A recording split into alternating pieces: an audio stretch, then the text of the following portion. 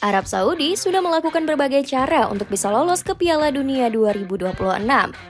Negeri minyak mendekati FIFA dengan menjadi sponsor terbesar untuk Piala Dunia 2026 dan Piala Dunia Wanita 2027. Belum cukup, SAFF selaku federasi juga melakukan beberapa cara licik di ronde 4. Cetak gol coba merangkum segala cara yang dilakukan Arab Saudi demi masuk Piala Dunia sebagai berikut.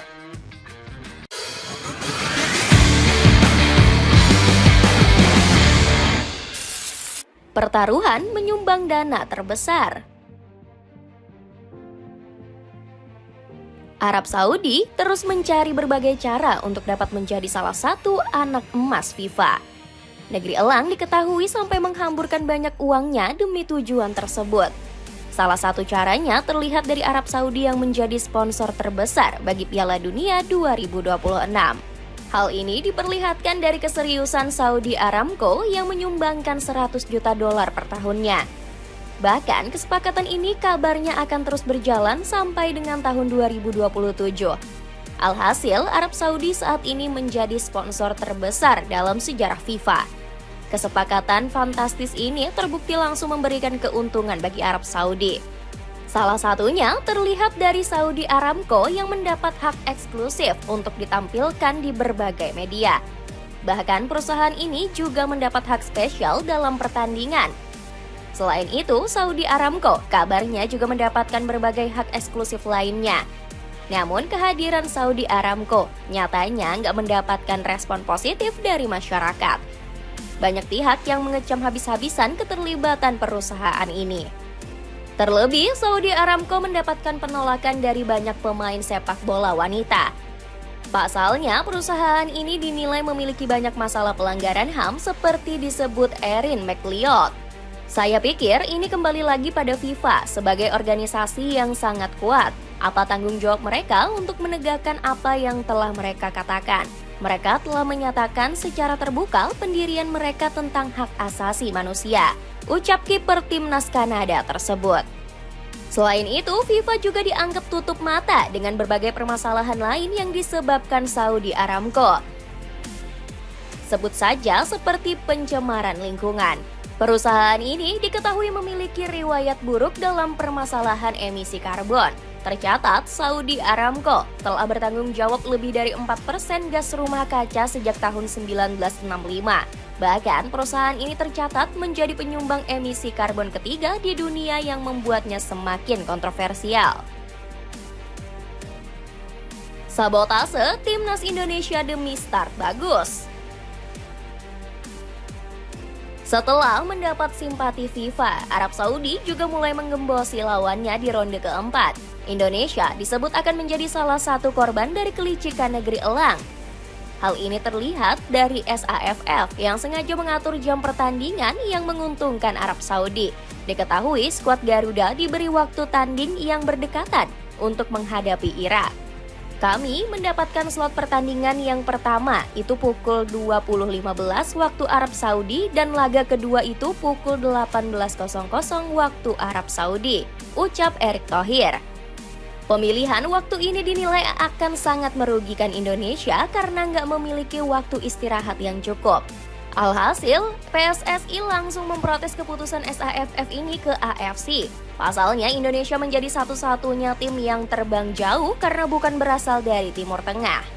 Kami ini salah satu tim yang terbang jauh dibandingkan dengan negara Timur Tengah. Untungnya, AFC merespon dengan baik. Jadi, laga kedua dimundurkan dari 18.00 waktu Arab Saudi menjadi pukul 22.30 waktu sana, ucap Erick Thohir. Di lain sisi, Arab Saudi kembali berulah untuk merugikan timnas Indonesia. Kali ini mereka memberikan skuad Garuda rekomendasi untuk tempat hunian selama di negeri elang. Namun rekomendasi tersebut langsung secara tegas ditolak oleh PSSI. Pasalnya, hotel yang disarankan dinilai nggak memiliki standar operasional yang memenuhi kriteria. Selain itu, keuntungan Arab Saudi juga semakin terlihat ketika AFC menunjuk wasit Timur Tengah.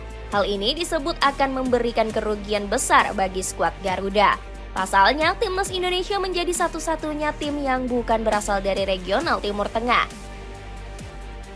Apalagi skuad Garuda juga memiliki kenangan buruk ketika dipimpin oleh pengadil Jazirah Arab. Paksakan latihan keras sampai larang wartawan masuk. Ambisi serius Arab Saudi semakin terlihat jelang menghadapi timnas Indonesia. Di arena latihan, Hervé Renard membuat aturan super ketat agar strategi Arab Saudi nggak bocor. Sang pelatih sudah meminta kepada SAFF untuk melarang wartawan masuk meliput latihan. Tim jurnalis dan media baru diberikan akses menjelang hari pertandingan. Namun, informasi latihan skuad Elang Hijau sendiri justru dibocorkan oleh situs resmi SAFF. Dalam laporannya diketahui Arab Saudi berlatih operan pendek dan mini match.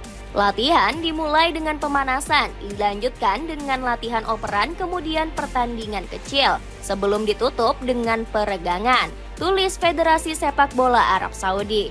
Renard sendiri menganggap pertandingan kontra timnas Indonesia terasa seperti laga final. Dalam situasi seperti ini, setiap pertandingan adalah final. Kami harus disiplin, fokus, dan bermain sebagai satu tim. Target kami jelas, yakni bermain di Piala Dunia, tegas Renard. Meski begitu, optimisme ex-pelatih LOS Lili ini justru diragukan oleh publik negeri minyak. Bahkan, ex-pemain Arab Saudi masih belum yakin dengan racikan taktik Renard. Saya berharap Arab Saudi lolos langsung, tapi saya tidak terlalu optimis. Hervé Renard tidak tahu pasti. Ia telah memanggil sebanyak 56 pemain berbeda di babak kualifikasi. Tidak dapat diterima pelatih yang belum sepenuhnya memahami pemain, ujar Fahad Al-Harifi selaku ex-pemain Arab Saudi. Outfitmu makin kece dan pede kalau pakai hoodie kualitas premium ini. Cek linknya untuk informasi lebih lanjut. Coba gandeng pelatih Arsenal demi tampil gacor. Demi semakin memperkuat permainan, Arab Saudi bahkan rela melakukan berbagai cara. Salah satunya terlihat dari mereka yang mendatangkan pelatih Arsenal hanya untuk ronde keempat. Diketahui negeri Elang mendatangkan Nicolas Jover yang bertindak sebagai pelatih set piece Arsenal. Sosok ini menjadi aktor utama dari gacornya Arsenal mencetak gol dari skema tendangan corner. Bersama Jover, The Gunner menjadi tim paling efektif dalam skema bola mati di Premier League. Buktinya terlihat pada musim 2023-2024 di mana Arsenal mencetak 16 gol dari skema tendangan sudut.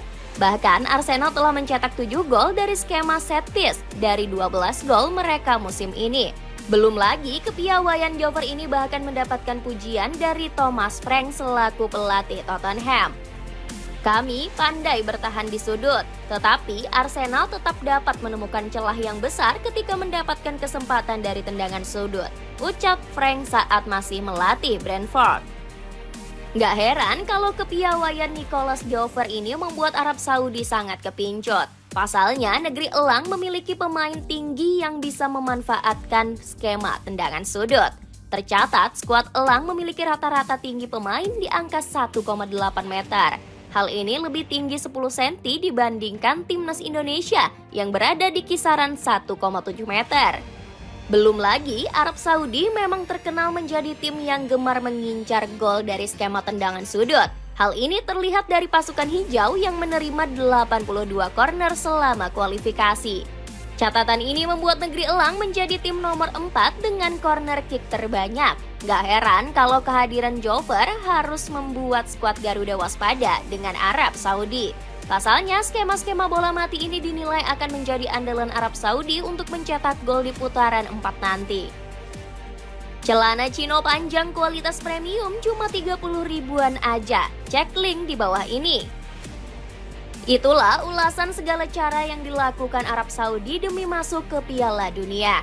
Bagaimana pendapatmu? Akankah skuad Garuda mampu menundukkan Arab Saudi yang sudah melakukan berbagai cara? Coba tulis pendapatmu di kolom komentar di bawah ini.